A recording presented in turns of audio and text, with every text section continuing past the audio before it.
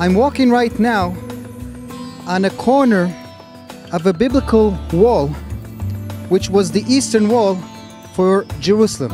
If it's located here, that means that the water source at the bottom of the valley is outside the city. In times of peace, if you want to get to the water source, you just walk through a gate that may have been here or somewhere else. But in times of trouble, what do? Now we understand why in the area of the spring there are so many tunnels and shafts. These are all underground solutions to reach the water safely underneath the surface for times of trouble. In the late 19th century, archaeological investigation begins here. Captain Charles Warren is the one to discover the water source, the spring itself, and how from it there is a tunnel and a shaft that leads underground into the biblical city. But then had to cover the whole thing up because this is the only way the Turks allowed to do any research. 100 and somewhat years later, Yigal Shiloh, the Israeli archaeologist, comes and clears the place again, and then it is fixed for tourism. So now people can walk comfortably through this water system of biblical Jerusalem. Charles Warren is the figure to find that from the water source there is a shaft that goes up to this level, and then it continues in an underground tunnel into the city. And he then also suggested that David climbed through this shaft and then opened the city gates by surprise and so conquered the city. The biblical text is very vague, it's not clear. It mentions something like touching a pipe.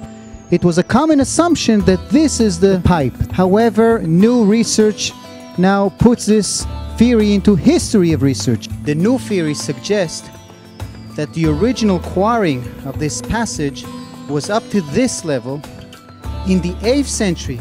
Anticipating the Assyrian threat, Hezekiah and his people create Hezekiah's tunnel, and then they discover by accident a shaft above their heads, so they lower the floor here, and then what's known as Warren shaft is exposed. But it was never a functional shaft. It was just for ventilation at most. That's the new theory. Early 20th century, another stage in archaeological research here, Hugo Vincent documents this big water reservoir that collected the water of the Gihon spring at some point of time. This is the current shape of the spring house of the Gihon spring. These steps lead to the lowest point where you can see to this day the water coming out of the rock and flowing southwards.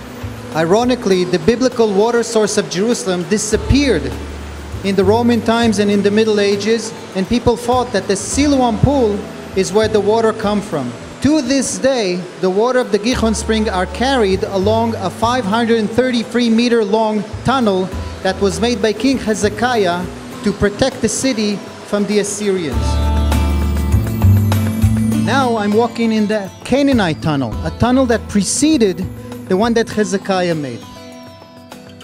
The Canaanite tunnel was apparently used for irrigation. It provided water for the terraces out in the valley. Now it's a dead end. It simply hasn't been re-exposed yet.